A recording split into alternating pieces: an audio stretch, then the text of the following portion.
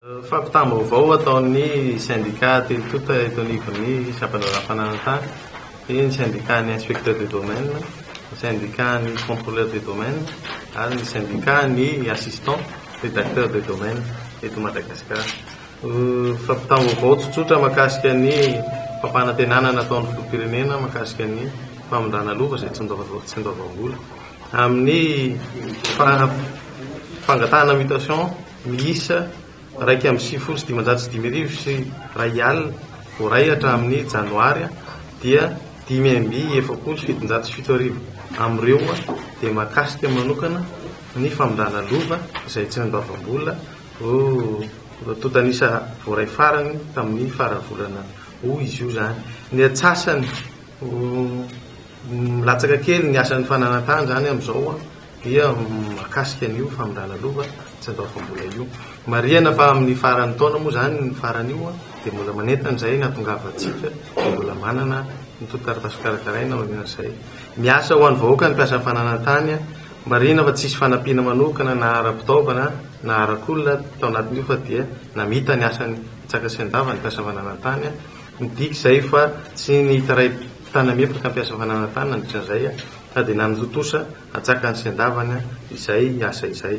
Ka noho izay dia mangataka izay aorian'izao mba hijereny fanjakana ny sata manokana ny mpiasa fananantany satria dia miasa ho amin'ny vahoaka, miaka ho amin'ny vahoaka malagasy ny mpiasa fananantany.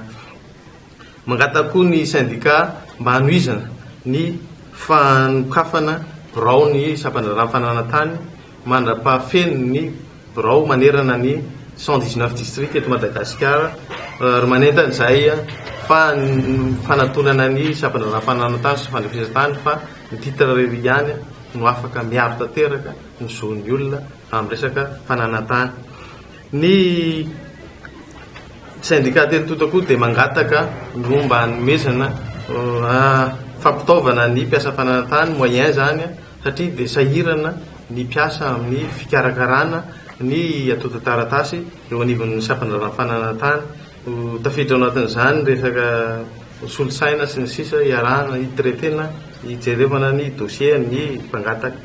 Mangataka koa izay amin'izao akatoky ny fisokafan'ny session parlementaire manarak'izao. Marina fa hoe session budgétaire ny deuxième session parlementaire ny parlement fa nazanady zany misy lalàna maika tokony avoaka dia ny lalàna mahakasiky ny boky rovitra izay mampitaraina ny vahoaka malagasy izay tsy ahitany fanjakana vahaolana, indrindrandrindra manahirana mpiasa fananantany ny fanazavana azy satria dia tsy miankina mpiasa fananantany izy io fa dia miankina fanjakana. Ka mangataka izay hijerena izany amin'ity session parlementaire izay ho avy ity.